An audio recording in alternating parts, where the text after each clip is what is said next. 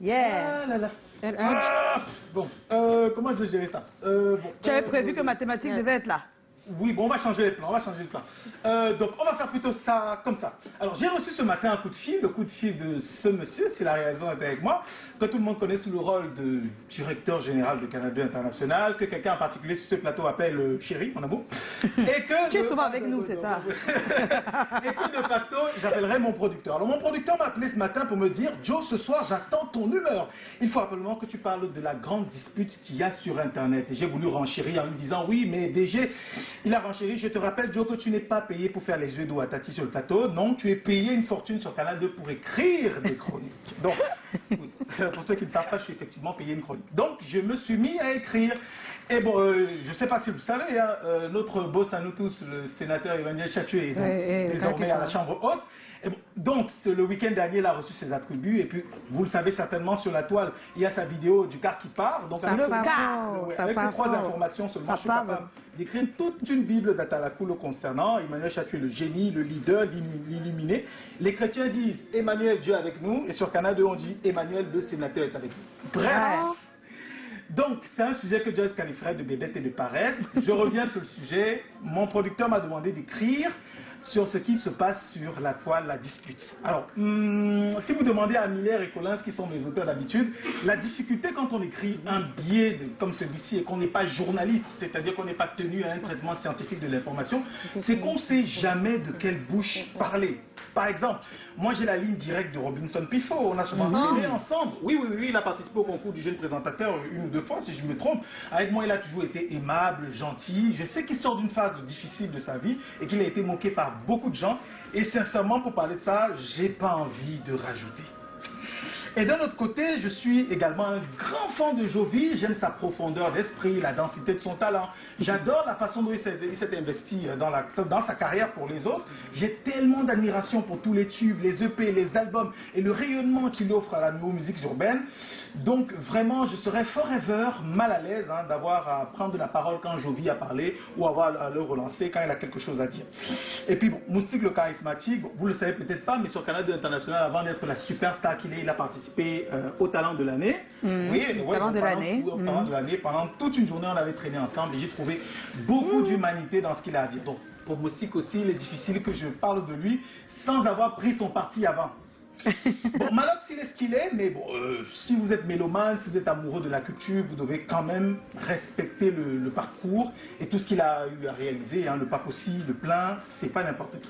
Alors, pendant que j'écrivais cette chronique et que je faisais le tour des protagonistes dont je dois dire et parler, revenir sur les propos, je me suis rendu compte que pendant que je buvais mon thé amincissant, j'avais oublié quelqu'un. Ça peut perdre de quoi? Ton thé amincissant. Ça peut perdre de quoi? Il est gros, lui. Je me suis rendu compte que j'avais oublié un personnage important dans la dispute, qui est finalement déterminant quand il y a tous les clashs sur les réseaux sociaux et quelqu'un auquel on ne pense pas toujours, le public. Oui, voilà, le public. Donc on appelle aussi, pour être conforme au jargon, les followers.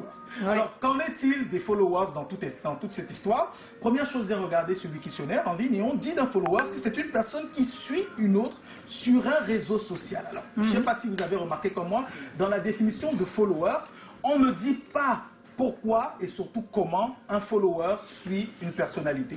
La personne peut être en train de te suivre, toi la personnalité, comme un mouton ou comme un savant. Et alors pourquoi un follower X suit Y? Ou alors pourquoi Y est tenu pour être un modèle de vertu pour X? Ça, tu ne le sais pas.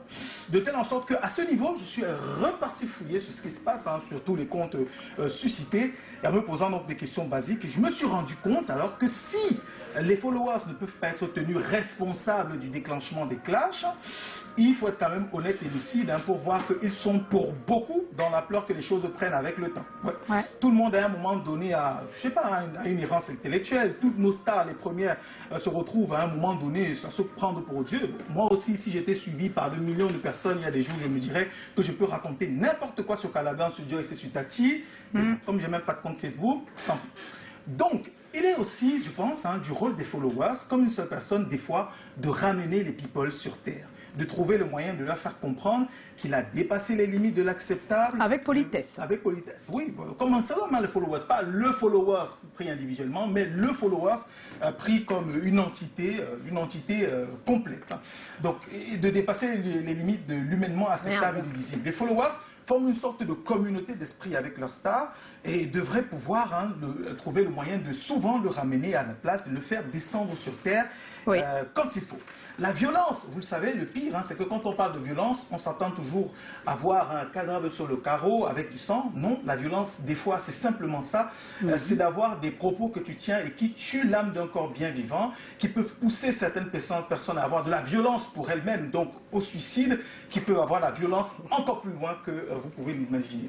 Alors, de tous ceux dont on parle, que j'ai parlé précédemment, je ne peux vraiment me fâcher qu'avec les followers.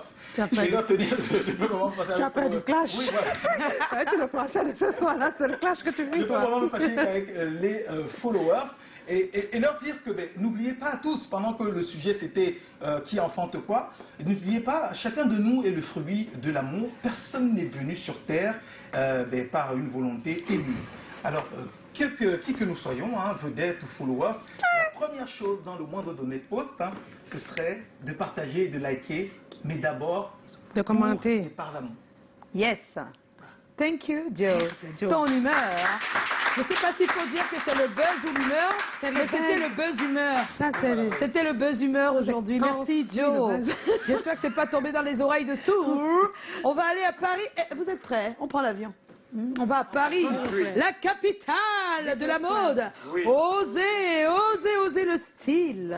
Mireille Bellissima.